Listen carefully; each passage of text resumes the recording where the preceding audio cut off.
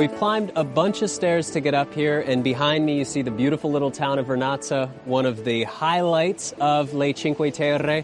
This could quite possibly be one of the most beautiful viewpoints in the world. So this is the perfect opportunity for me to talk about a few tips regarding elevation and how elevation changes your perspective on the subject. Now, a lot of photographers that are getting started with this type of work believe that the higher up you go, the higher your elevation, the better the view is going to be. Well, that's simply not true. Sometimes the higher you get, the more it spreads out the subject matter and actually spreads out the environment. Imagine you're in New York City and you go up to the highest point of the highest building and you look down. Suddenly, you're only looking down at smaller buildings. There is nothing at your level or higher up. Instead of going to the top of one of those buildings, now imagine going to the 40th or 50th floor. You'll have buildings that are smaller, buildings that are taller, and buildings that are at your level. So it'll create this great distribution of different heights and different elements that spread the scene out and make it really, really cool. I remember years ago when I first went to Myanmar and to the little town of Bagan, where all of the temples are, this big temple structure, very, very famous location for photography. And there's this one really, really big stupa that has 4 different levels, and it's sort of been dubbed the sunrise spot. It's basically where everybody goes to get those really iconic balloon photos in the morning. When I got there, I was a little bit late, and as the stupa gets higher, the 4 levels actually get smaller. So it starts with a big base, and as the 4 levels go up to the top, there's only really room for about 16 people. When I got there, the top was completely full. It seemed like every photographer in Bagan was crammed to the top of there to try to get the shot.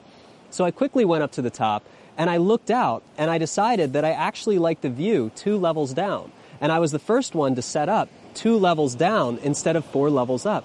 The reason I liked it is because as I got too high, it spread the landscape out too much. I could see over all of the other pagodas, but nothing really had really nice parallax. There were no layers anymore. I was just high above everything looking at an aerial view. But when I went down to the second level, I had some stupas that would overlap other ones, and it compressed the landscape enough to give a good sense of scale and distance. So in this scene in particular, I really like the way that I have scale and distance because I have some overlap. The tower in Vernazza actually overlaps the mountain, and I get a good distribution of foreground subject, mountain, and sky. So before the light's perfect here, I'm going to take a quick snapshot that we can look at this perspective, and then we're going to walk up to the upper perspective and compare the difference. With this perspective, I really feel like we get the best of everything. We get a good distribution of the town, the mountain, and the sky. We have some really nice overlap, and I'm able to shoot at a wide angle, and I feel that it's the best composition for this location. So let's head up top real quick and check out the other vantage point. So we've ascended probably about 50 more stairs to get to this higher level looking down on Vernazza. And this was the alternate shot that I was talking about that's a little bit higher up that shows the town in a little bit of a different fashion. So I'm going to take a shot real quick so we can take a look and compare the two together.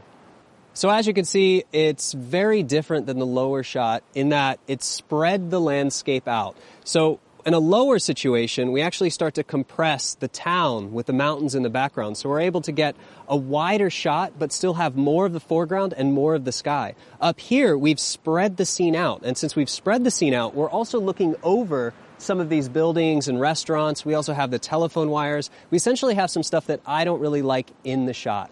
So I think this is a really good example when being at a higher vantage point is actually a negative thing. I should also say that this comes down to a lot of personal preference. Just from my shooting experience, I like to find the perfect balance of elevation with my scenes. So in this case, I feel that this is a little bit too high. But if I was here for a few days, I might shoot this as an alternate. So the lighting's starting to look great now. Let's head back downstairs together to get the shot. So yesterday in Manarola, we really focused specifically on the blue hour. Today's going to be a little bit different, and it's going to become quite a bit more complicated.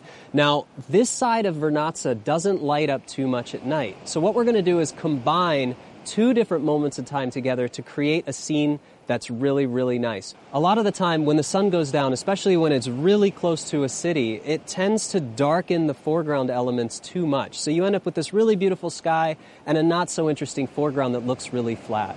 If you wait a little bit longer for the blue hour, we tend to lose all that color in the sky, but we gain that artificial light and the beautiful light in the towns. So for this scene to work, we can't blend a straight afternoon shot with a nighttime shot. That wouldn't work. People would see it and not believe it.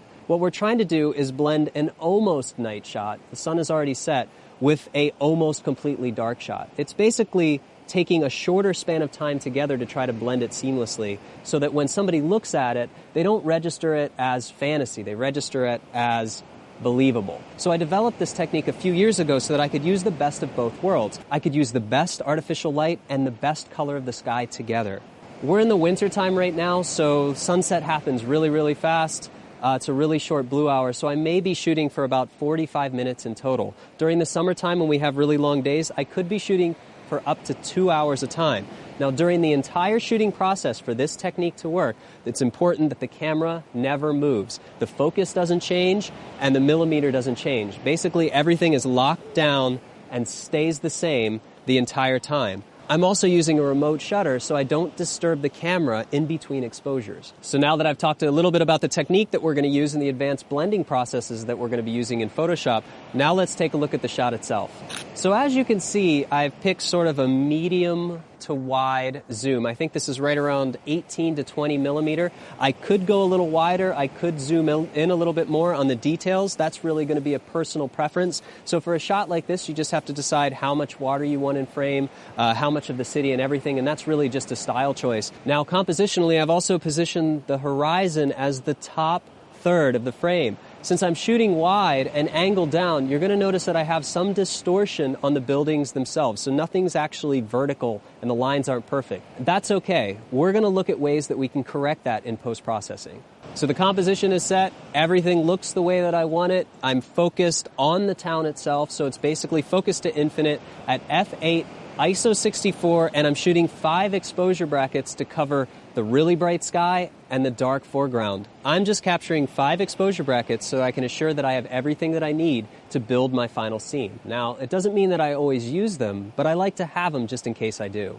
So if we run through this sequence real quick, you can see that the -2 exposure perfectly exposes the sky, where the +1 perfectly exposes the foreground. So we're still not in the right moment in time. I think it's going to be about 15 more minutes for the sun to go down a little bit further and the sky to start lighting up with colors.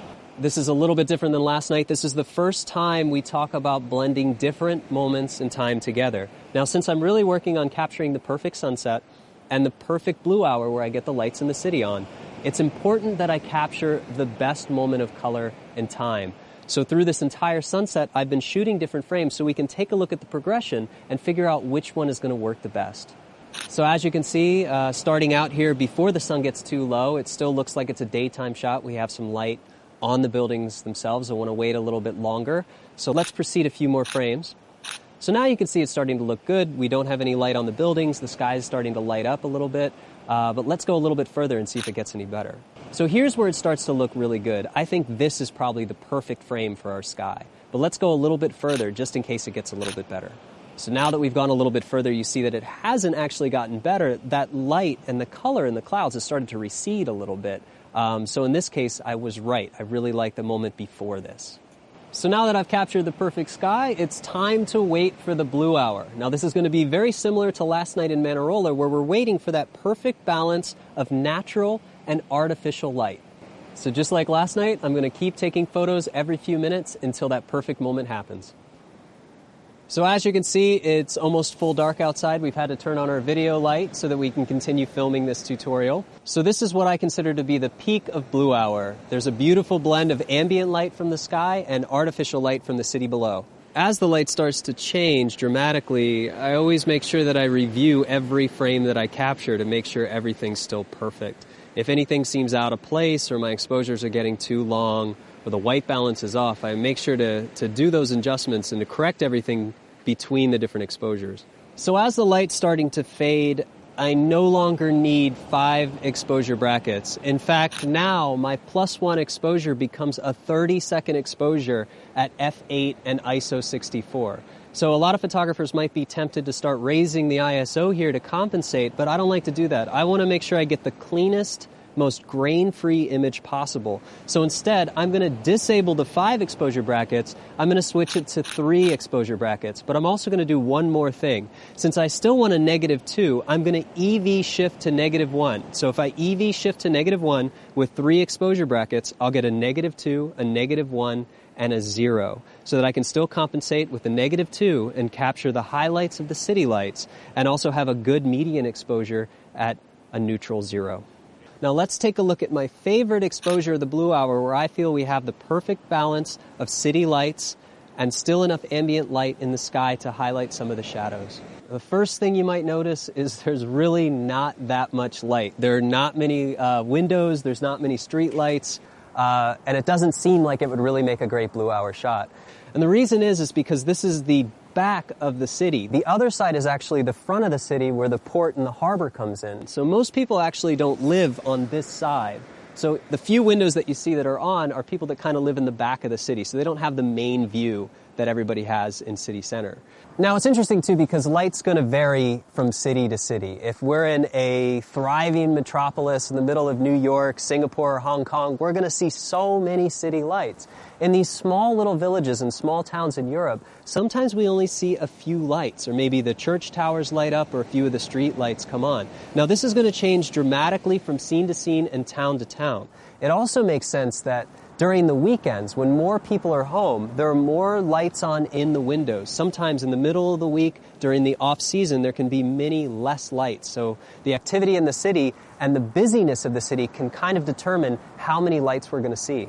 Now, since this is a city that doesn't have a lot of light, we have to use an early blue hour shot so that we still have enough ambient light in the sky. If we wait for all the lights to turn on, the scene around it's going to be way too dark to expose properly. Later, when we're in busier cities, we can shoot closer to a full dark and still retain a lot of the detail. But for these little Italian villages, sometimes it's best to find that perfect balance. It's not quite full dark, and it's not quite blue hour. It's somewhere in between. It's when there's still some soft light and you start to notice those lights in the towns. So now that I've captured both the sunset and the blue hour, let's take it into Photoshop and blend those moments in time together.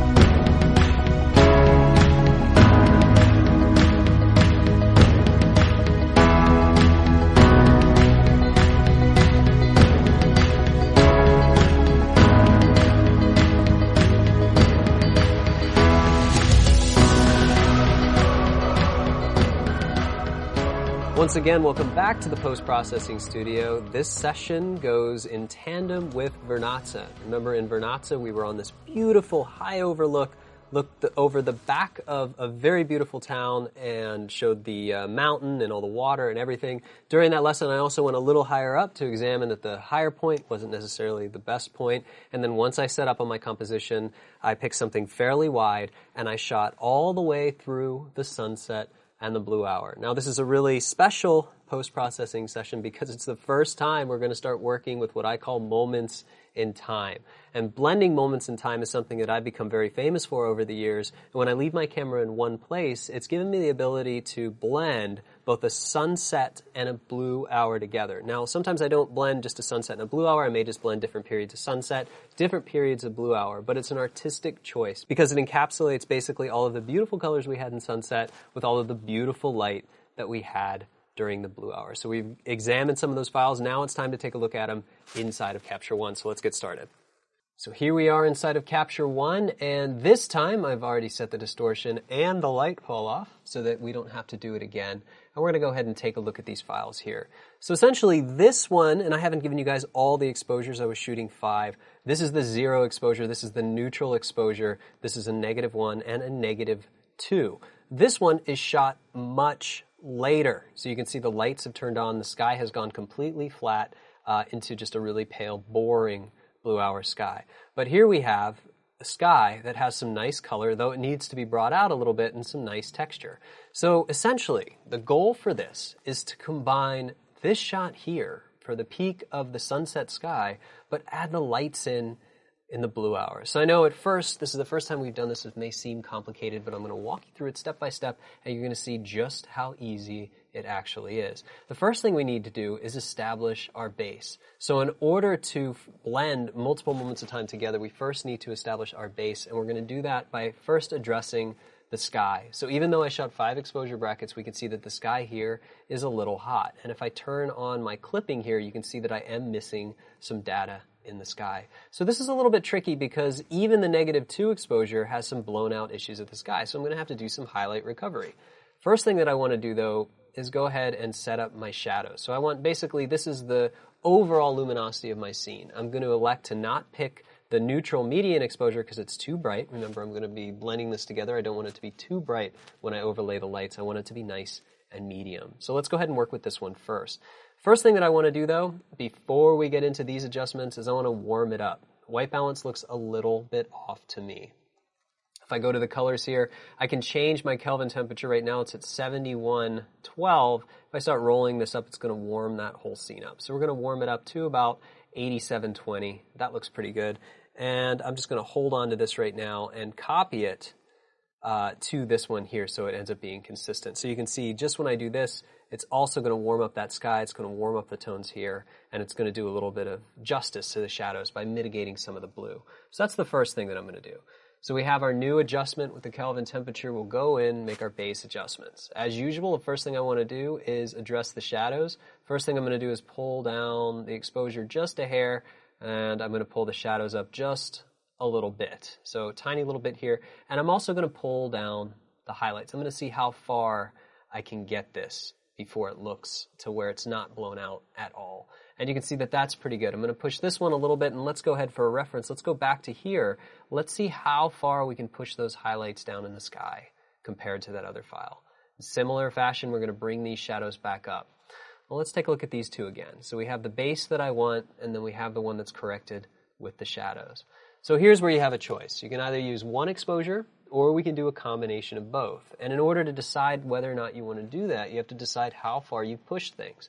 So in this bottom -2 exposure, I've pulled the shadows up quite a bit, and I've compressed all the highlights down to the extent of this slider almost at 100% to get the sky back.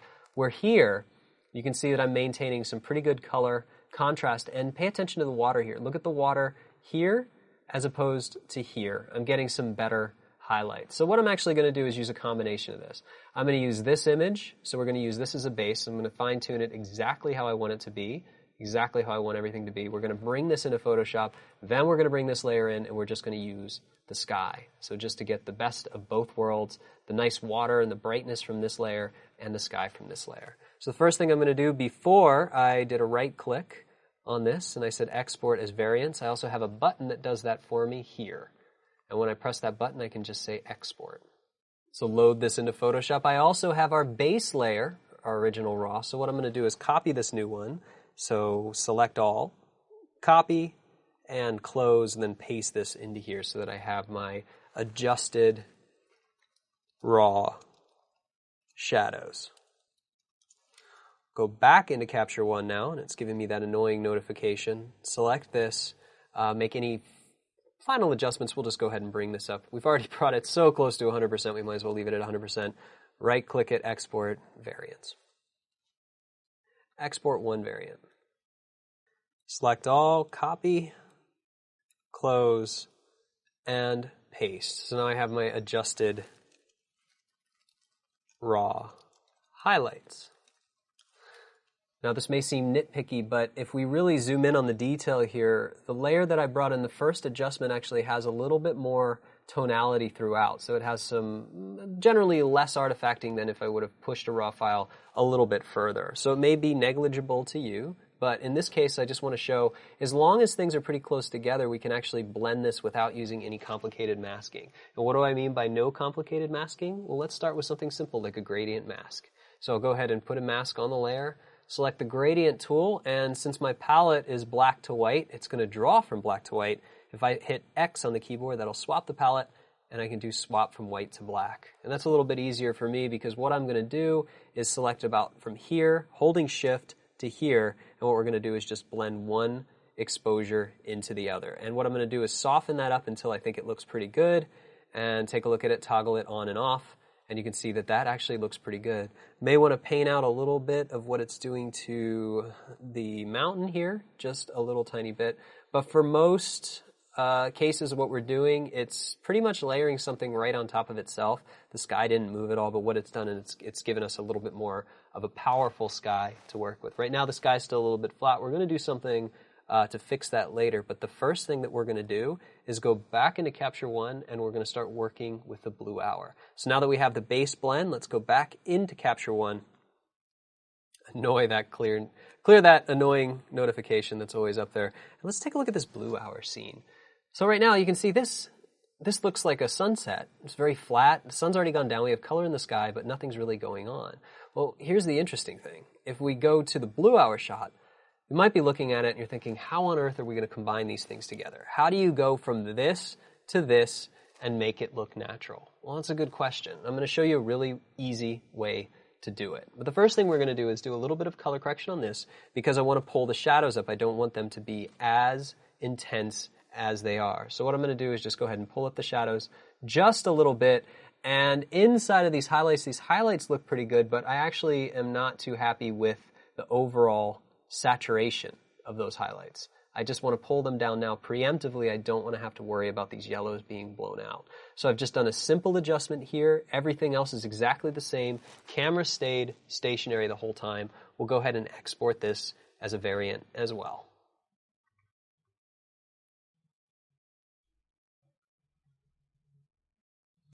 Now that this layer is inside of Photoshop, I'm going to bring this layer in as well, put this on top, and we're going to call this Adjusted Raw Blue Hour. We're just going to try to stay organized right off the bat, whole time. So I've gone from here to here. Now here's the first step. The first step of this blending process is not going to be masking, it's actually going to be toggling a blending mode. So we're going to be talking about this later on in the tutorial, especially when we get into astrophotography. But basically the way that you stack light together. Later on we're going to do this with light trails. We're going to be using a blending mode called lighten. So essentially what I want to happen here is all this light to basically filter through and apply on top of the image underneath, but I want all of the dark areas to not apply. And I can do that just by changing the blending mode to lighten. So here you go. We have on here and off. Really quickly, I've been able to get all of those lights while still maintaining the scene. Of course, there's some problems here, but we can go ahead and correct that. We're going to do that by, you guessed it, masking this in selectively. So obviously, we want to keep all of the water, we want to keep all the stuff that we've done to the scene, but we want to use the highlights. So let's go ahead and put a mask on there. Option click gives you a black mask.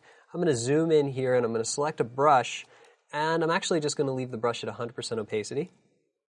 Or in this case, 100% opacity and 100% flow, and I'm just going to start painting in the light. Painting in the light. Using the paintbrush, very simple, very straightforward. It's my favorite way to work. Not rough on the wrists at all, will not give you carpal tunnel. Basically just feels really good. First thing you learned how to do was write and draw way before you learned how to use a mouse. Or at least back in my day, that's the way it worked. I'm not sure now. So basically what I'm going to do is just paint all this light in. So here's where it gets a little interesting.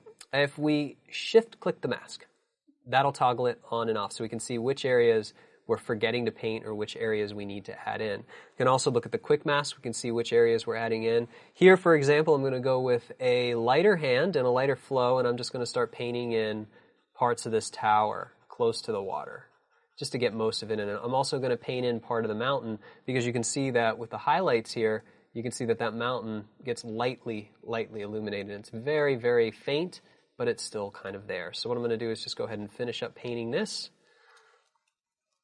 Finish up painting the light. That looks pretty good. This all looks really good, actually. And you can see that now we have the light in the scene. Here's where it gets a little bit interesting because if I start to paint over, you can see I'm going to get the blue of the water, and that's not what I want. So I'm going to Control Z that. I'm going to be very careful around these edges. So instead of painting, I'm actually just going to use the lasso tool, and that's L on the keyboard, so L for lasso, and that allows me to draw and make a selection.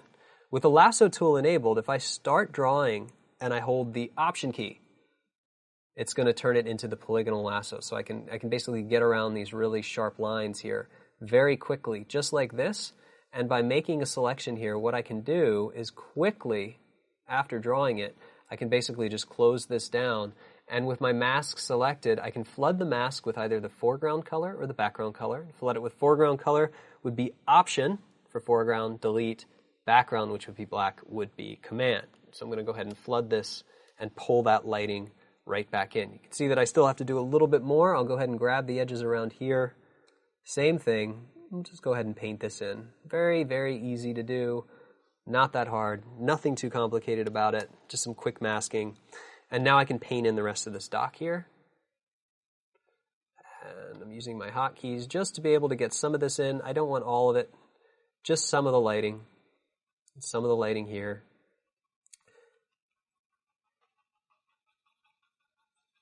It's actually kind of a fun process. Night for day, day for night, blending the two together. You really get some nice custom effects. And this, again, is creating a moment that combines different moments, but also gives you the ability to have something that nobody else has seen before. Or maybe they've seen it, they've just never seen it in one image. So it's a way that I really like to make my work shine. So again, I'm going to bring in some of these lights here. I'm going to be very careful. Now, this is sort of a crucial area here. The reason I say it's a crucial area, if I start to paint over this, you can see I'm going to paint that different blue color of the water. So this is a good example of when I'm going to zoom way in, use the lasso tool, and I'm just going to go ahead and draw this in. I'm also going to draw inside the edge, inside by about 1 pixel. I'll show you why in just a second, but for the most part, what I'm going to do is just go ahead and draw this. I can just go ahead and freehand. The nice thing about the polygonal lasso tool when you hold Option is if I click, I'll get another polygonal tool, but if I click and drag, I can actually draw whatever I want, which is pretty cool. So using the stylus, I'm able to freehand what would normally be a complex selection. So I'm just going to add some more to this by holding Shift, and we're just going to go ahead and flood this with white to get the tower. There's a little bit of an edge there, so what I'll do is I'll select the mask, and I will feather it just a little bit. Feather it a little bit, and then it'll just come in on the edges, and that'll be really nice. We have to be a little bit careful about this stuff. We have some lens flares, so any kind of lens flares, we just need to be really light when we paint those in. Very light, just to get those lens flares back in. If you're always unsure of what's going to happen around these areas, to see if you've forgotten something, good indication is just to toggle the mask on and off to see what we've missed. And in this case, we've just missed a few little things.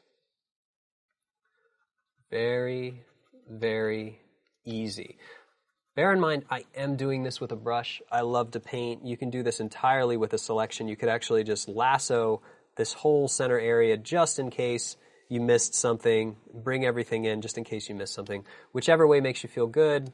At the end of the day, as long as it's seamless, as long as it looks good, it doesn't really matter. So if we take a look at everything, one last thing to be able to do, bring in a little bit more of this area around here. And I think we're going to be good with the base blend. Let's take a look. There we go. That looks good. Have to be careful with the water here because it will turn a little bit blue, but I do want some of that light, some of the light around the boats.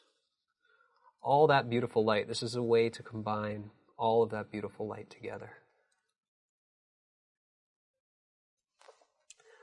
All right, so far so good. We're going to call this our base blend. Now, our base blend has gone from straight out of the camera, if you just hiked up there near sunset, to waiting a little bit longer and being able to capture a few moments in time together. Now, what we have to do is make this a seamless composite and add all the color and contrast that it deserves and make it feel a little bit more like it did when we were looking at it in the scene. Before we move on, I just noticed that I missed something really important. I got all the lights in the foreground, but I missed a few lights in the background. So I definitely don't want to move on without having as much light as possible. And you can see that those are here in the back here. So I want to be very careful to go ahead and add in those lights from the towns back here wherever I can. It's just this is all about adding in light and the interest for light. So balancing the best points of natural and artificial light together. So I can't believe I almost missed that. That's not good. So we make sure we can add all those back in. All those people there in that town of Monte Rosso would be mad if they were not included in this blend, I'm pretty sure. And they're a very beautiful town in their own right. So one last check. You can see there's another thing to point out here is we also have a little bit of light in that foreground. So here's where you have to decide, do we want attention on these trees? Do we want attention on any of the lighting here? And honestly, I'm going to elect to say no. I don't want any extra attention on those areas. I just want to make sure that there's light where there needs to be light. And here I don't feel is a big leading area for the scene. I don't think my eye should bounce to that area. after this, now that we've gotten all the light in the scene, this is where I would typically change and fix the distortion. So remember the shot of Manarola that we looked at, that first one, that first blue hour shot, since I had the camera tilted up, everything was, or since I had the camera tilted down as well, everything was tilted out just like this. So in this case, I've done like a 70-30% horizon shift. So this is going to require that same technique. So just the same way that I did the transform tool to sort of fix everything and make sure that everything is normalized, I'd have to do that here. But here's the thing. Depending on your altitude, when you're higher up and looking down, things are obviously distorted. When you're lower down looking up, things are obviously distorted the other way. So this type of distortion is perfectly acceptable because the horizon isn't centered. If the horizon was centered, we'd lose most of the composition. So in this case, I'm going to leave it. It's going to be up to you whether or not you want to get rid of it. For the sake of demonstration, I'm going to leave it out so we can move on, but I recommend giving it a try. So it's going to be up to you if you want your lines here, or if you want it to be a little bit more realistic, that you're looking down, obviously the perspective's going to be a little bit shifted. But you can always double check the horizon line just by pulling a guide down and making sure that that horizon line is flat and level and perfect every time. So last thing we need to do before we start doing anything is we have to color correct some of this result. So previously when I did the blend, you guys remember that I basically just put everything into a folder. But now since I have things that are varying contrast, I still need to work a little bit to get them to blend together. Namely, I have to be able to blend these layers here together so that this blue hour, so this light, is a little bit more pronounced on the scene. So what I'm going to do is actually create a curves layer. I'm just going to select curves here on the adjustment layer. And between my lighten layer of the blue hour and this other layer here, I'm actually going to pull these values down a little bit. So we're going to darken up everything around that area, make it look a little bit more dramatic. I'm also going to pull the highlights up a little bit just to add a little bit more contrast before I start doing anything else. Now I flattened everything out on purpose inside of Capture One so that I could apply these custom effects inside of Photoshop. And remember, with this being on its own layer, if I really wanted to, I could turn this effect down a little bit. But I don't want to. I want it to be intense. I just want to make sure that everything that I do here reflects that intensity, or make sure that it has a point that it can reflect on and feel like it's actually imprinting and impacting the scene. In a similar fashion, I can do some other things, like just an overall brightness and contrast. Here, so I'm just going to add some contrast underneath, just to help pop everything out. And then one more thing that I might do is add one more brightness and contrast just for the sky. So we're going to add some contrast to the sky and take the brightness down just a little bit in the sky. I'm going to use a gradient to sort of lock this down so it just happens on the top of the frame. So now we have these color corrections on top of what we've actually done. This is a little bit different than we usually do, but this is just to unify everything before we start color correcting it. So that's basically the initial composite that we have, the initial blend. Since I did that, we still have to get rid of some of these color spots and some of these color effects here. So what I can do is I actually have to decide where they occur. And in this case, I know that the only layer, this only exists inside of the light. So what I'm basically going to do is turn this layer on. I'm going to create a new layer, and this is going to be the layer I use to get rid of some of these obnoxious spots. Now this one will not work with the heal tool because I have a horizon line. You can see that I have that little problem right there. It usually does an okay job, but in this case I'm going to have to use the clone stamp. I'm going to change the brush size, low opacity, low flow, and I'm basically just going to option click, and I'm going to clone in the area adjacent just to get rid of that spot, just to get rid of it just a little bit. I'm going to see if there's some other spots I'm going to get rid of because I'm really going to try to push the details of the sky. I want to make sure that I don't have some annoying spots that are going to come back to haunt me later. I'm sure there are going to be a few, but for now that looks pretty good. So at this point, take a look. That was actually the only spot. That wasn't so bad at all. Nobody's walking around on the beach. Nobody's walking around in the town. Nobody's standing here taking a photo. Nobody else to get rid of. One last thing I should point out, though, by getting these lights in, I ended up with a little bit of blue up here that I really don't want, so I want to make sure that I get rid of that. Part of it is painting it in, and the other part is recognizing when you're adding too much. So it's one thing to be able to add it. It's another thing to be able to recognize when you've done something that's a little bit destructive. Now, chances are a little bit of this is not going to be too noticeable, but too much of it, and it'll probably be noticeable. So we're just going to go ahead and make some small changes here just so we can pop the lights back out. Keep it really simple, get rid of some of that blue, and we're going to call this our base blend. So let's go ahead and full screen it here and select everything inside of a folder, and we're going to call this blend, just to keep everything organized. Now I want to make this its own layer, so instead of duplicating it like I did last time, I'm going to use a hotkey combination, Shift, Option, Command, E. So it's going to test your fingers' dexterity. It's going to make a copy of everything in your composition and put it on the top or wherever you have your cursor set in your layer stack. With this layer selected, let's just do some overall quick toggle, some stuff. Let's give this a little bit of kick really quickly, just using some Pro Contrast and Color Effects Pro, just to pop the colors, make our job easier, and make the selective adjustments much less tedious when we're finished.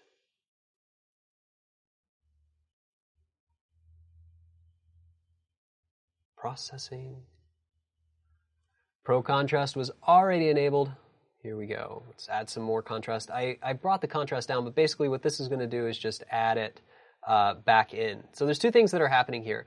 I went out of my way to darken the layers underneath, add contrast because I wanted to basically neutralize my blending point so it was seamless to begin with.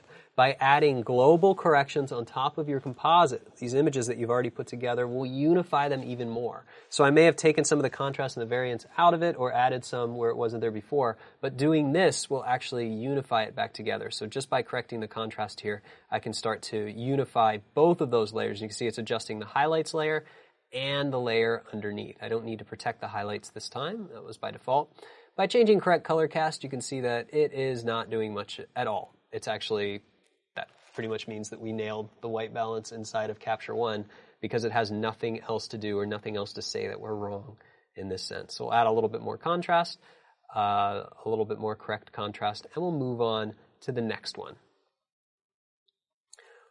I like using polarization in this case because watch what happens when I crank this strength up. Watch what happens to that sky. See the details of that sky just come back to life? That's great. I don't like what it's doing to the foreground. I don't like this yellow, but that sky to me looks pretty good. So this is going to help me add just a little bit of kick, a little bit of drama to the sky. I'm just going to add some positive points here. Again, with the control points, you can always take a look at what you're doing just to make sure that we didn't like it in those yellows, so we want to make sure it's out of those yellows. It didn't look bad anywhere else in the frame, but we don't really need it anywhere else. We can just go ahead and lock that out, and we can go ahead and add it where we really liked it. Now, this looks a little bit messy, but it's actually really easy to use, and it's a way of creating masks without having to do any complex masking. You can toggle this on and off real quick, and we can see that we have a polarization effect right in the sky. Very easy to add that punch. I'm going to take it a step up. I'm going to keep the highlights at 50%, which means that I'm not going to blow them out. I'm going to leave that, and we'll go ahead and add one more filter. I'm going to add one more filter of brilliance and warmth, and we're going to see what happens if I crank the warmth up. If I crank the warmth up, it warms up the entire scene, which again, I don't want. But here's where I do want the warmth. I want the warmth back in that sky. So we had an okay sky. We didn't have a great one. So this is where we really have to go in and start to add in some of that color that we knew was present before. It's okay for it to spill into the water here. It's not okay for it to spill into the image here. In fact, if we added some warmth to the water, you can see that we can reflect some of that warm color. So that's always a good thing too, to add reflective color. In a similar fashion, we may want to add a little bit here. This is always interesting. I've processed this many times. See how this area is darker? This area is lighter, it starts to fade.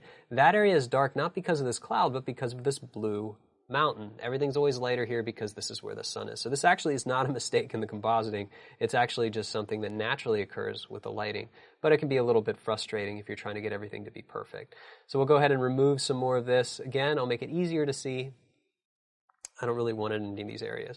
And again, this is just a really quick way for us to get these global changes here without too much effort or too much work. So now we have a warmer sky. Roll it back just a little bit. It's a little intense. I'll apply the result.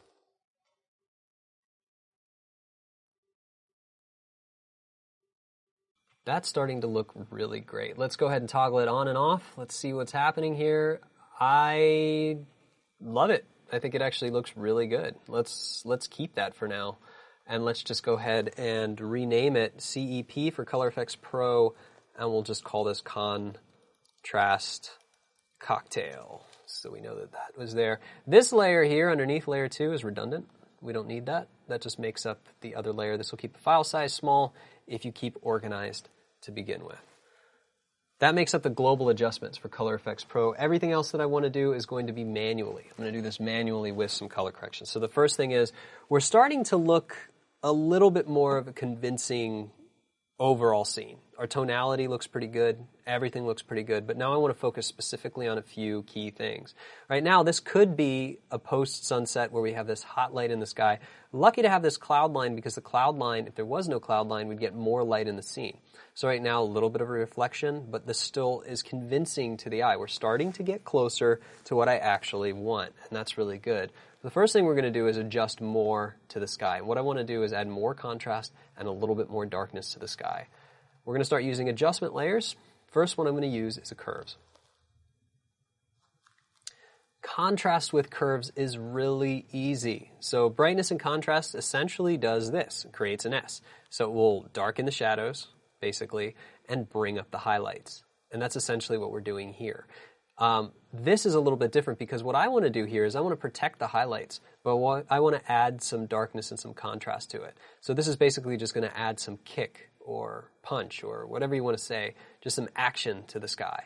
So we can see they're toggling this on and off. You can see that I'm starting to get even more drama in the sky. Too much drama in the foreground, but it's perfect for the sky. I'm going to black out this mask, and rather than doing anything complicated with a mask, I'm going to save that for a later chapter.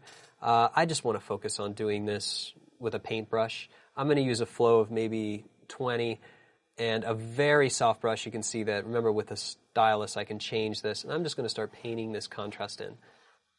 That's all. It's painting this in. Really nice. Very easy. Even if I overlap the mountain, I'm not too concerned about it.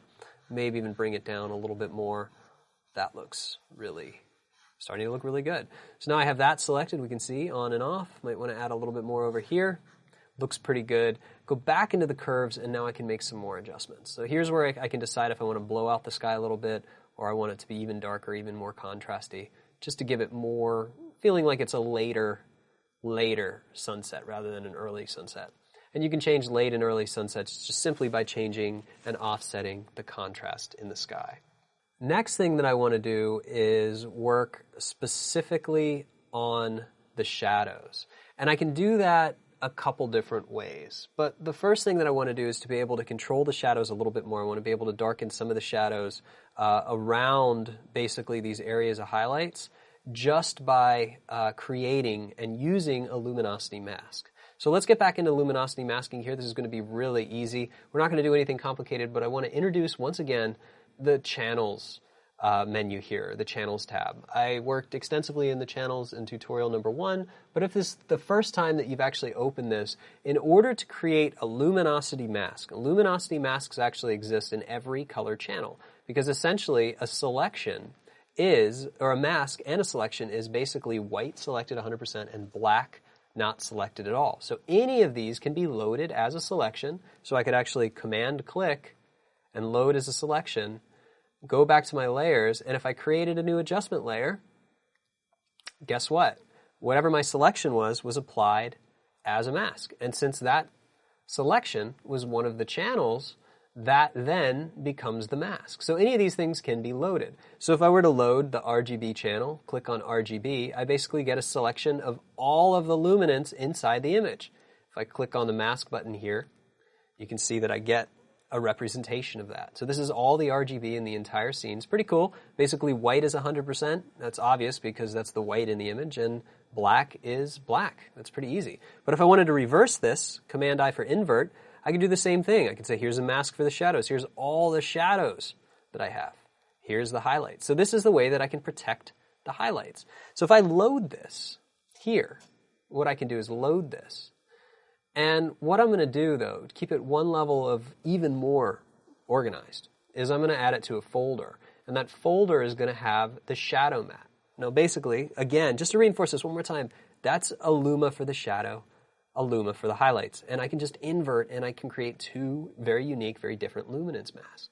What's nice about this inside of this folder, now having a selection that controls just the shadows, I can add another curves.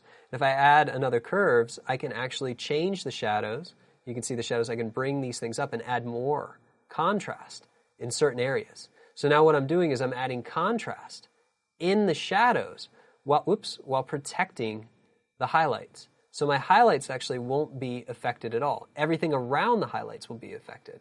Well, this is really powerful because it gives me the ability to set something that I want. So let's say I want to set the tonality of how this town is going to look here. Well, that's all applied inside of this folder. So if I black out this mask, then I can paint this adjustment selectively. So just inside the town here, I can go ahead and brush this in.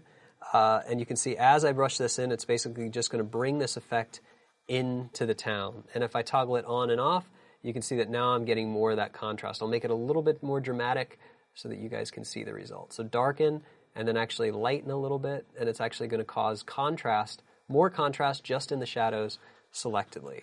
So what I can do is just go around these areas of highlight and I can add more contrast selectively to my image. And it works really good down here because by adding more contrast, we can add a little bit more drama to the image.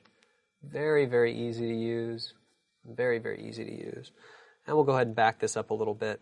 And you can see that I can toggle this on and off. So basically I can just recreate custom amounts of dark contrast in my image. It's very cool. Well, that was what I was using with a shadow luminosity mask, basically, a shadow matte. But I can do some other things that are pretty cool here. I want to do a few color adjustments to this, but really what I want to focus on is getting the contrast right in the scene. But I also want to add, let's say, some red to the sky. Well, right here, you can see that I have orange, and I have blues, some light purples, different tones. But I have these clouds here that look like they really, really wanted to turn red. Well, let's see if we can isolate those clouds the same way. We'll go back to channels, and where these clouds were almost red, so we'll take a look at the blue channel, not really selected. Green channel, we're getting there, but check out the red channel. Oh, look at that. Now this is starting to be sort of a selection. You can see that almost these clouds are selected, all of the red, but nothing else is selected. So I'm going to load this. I'm going to load the red channel. Go back to layers, create another folder, and I'm just going to call this reds. So we'll call this Red Luma. I'm going to call this one Shadow Luma. And in Red Luma, let's grab another curves layer. And you can see that now if I do this, it's going to blow out just my reds. Everything else is going to be pretty much intact. Here's where it gets fun. I don't have to use just the RGB channel. I can use the red channel. If I were to add more red to the red channel, look what happens to those clouds. They start to turn pink on top. Pretty cool. So let's go ahead and add a little bit more pink. Now, this is a global toggle here, but what I want to do is actually just add pink selectively. So what I'll do is go ahead and with this curves enabled, I will draw and fade this out so that you can see I add pink just to the top of the sky. Well, that's looking really nice. I may want to add pink in different parts of the image, but I'm not really sure. If I toggle this on and off, you can see, no. It looks like I could maybe add a little tiny bit to the water just to bring it up, just to change it just a little bit. So we'll go ahead and bring a really light brush in, and I'll paint a little bit of this pink, just a little tiny bit, just so we can complement those highlights. So we have the pink from that, pink's happening, and a little bit more color happening over here. Well, that looks pretty good. Might want to roll it back just a little bit. Sometimes it's easy to go a little bit overboard. I don't want to clip any of those values. I just want to have nice, vivid colors.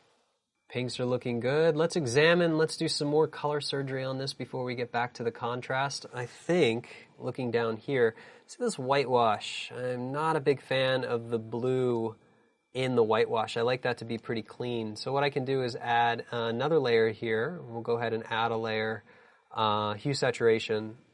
And I'm going to mitigate these blues just like I did in Manarola by selecting the blue channel. It looks like there's some cyan mixed in, so I'm going to select the cyan as well. Change the lightness value a little bit. Pull that up just until I get something that I like. And I'm going to black out this mask as well so I don't see it. Select the brush again. Smaller brush, definitely a smaller brush. Medium flow. We'll start to paint. Light flow now. Paint this out right into the water line here. Easy, easy painting. And what this does is it actually gives a little bit more color separation here. So we can do a little bit more here. Anywhere else there were blue problems in the image, here we're lucky there aren't too many blue problems because we started with a base that was shot at sunset. But anywhere where you think that something's a little bit too blue, let's say in a roof, you can go ahead and get rid of that. You can clean up any spots that look out of place, that look like they shouldn't belong. This is a good time to do that. So that was just really quick thing, but it makes a big difference. That would be blue minus. I can go ahead and call this. And I'll just call this contrast sky. So let's go ahead and take a look at what we got. That's starting to look really cool. What I might want to do is put something over top of all of this, maybe a brightness and contrast that just adds a little bit of contrast overall just to unify it one more time. I also think that my shadow luma is a little bit too much in my curves. I may have brought that down too much. So what I can do to compensate is I like what I've done to the town here, but I can add another curves layer in the shadows and I can compensate it just a little bit by bringing those shadows up. I'll go ahead and lock in the highlights. And you can see that now I've brought the shadows back up. With the shadows brought up, I might only want them to be in the bottom of the frame, so we'll go ahead and fade that off until we get to the top. So here we go. Now I've managed to recover some of those shadows and not make it a little less dramatic, just so I can pull the viewer back in. But I still have the contrast here on top that I really wanted. You can even reorder these and keep them very organized. Nice thing about having your luminance mask, your luminosity masks, or just luma keys, I call them, on the folders, you can put multiple things inside the channels. Now obviously this is all looking really good, but we haven't talked about sharpening. So we can either go into Color Effects, or not Color Effects Pro, sorry, we can do a different sharpener, which we're going to start using a little bit later, Sharpener Pro, or we can just do the simple answer, which is duplicating this layer, going up to Filter, Other, High Pass. High Pass, you know, for 36 megapixel, I prefer 3. Set this to Overlay. And what I'm going to do is black it out, and I'm going to paint it in selectively. Here's the reason. I only want it to be in the town. I don't want it to be in the trees, just in the town here. That's the only place that I really want it. I want the focus to all be on the rich detail in this town. I don't want the focus to fall here on the trees. Reason being is I don't think they're that important. I think this area is the most important area, especially these rocks, everything else, everything around these rocks, the wash, the dock, and everything else. So now I have my sharpening layer here. It's adding a little bit of edge highlights. So we'll say this, we'll call this high pass, 3 pixels. Remember what we did. We'll take a look, and that's actually starting to look really, really good. Overall, I'm really happy, but I want to do one more thing, and that's bring up the luminosity here. What's happening, though, is usually when it gets darker, if we take a look back at our Capture One catalog here, you can actually see that what we're getting is actually a little bit of light cast on the mountainside here. So it's very subtle, but there should be a little bit of light casting on the mountain. That's very important. So that's what I want to add back in here. That's one of the last things that I want to do here. And I can do that very easily by either doing curves, or I can use a luminosity mask to sort of get the greens, or I can use a dodge and burn. A dodge and burn layer is really easy to use. They're all actually really easy, but let's go over dodge and burn again. So in order to use a dodge and burn layer, hold Option when you create a new layer. With a new layer, you can name it anything you want. When you say change the color mode to overlay, it'll ask you if you want to fill with a neutral gray. Remember, when we do a high pass filter, neutral gray shows all the way through. So if I paint white here, and I'll go ahead and do that by clearing my palette, I'll make sure that that's at white. And I pick a brush that has a very low flow, and I start painting white, you can see that I'll actually start brightening this area up. So I don't want to brighten a lot of it, just a little tiny bit of this area. And I'll just brighten the mountain where it should have its highlight. Just bringing that back.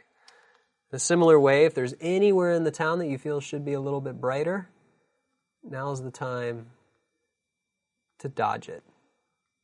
We can actually dodge this building.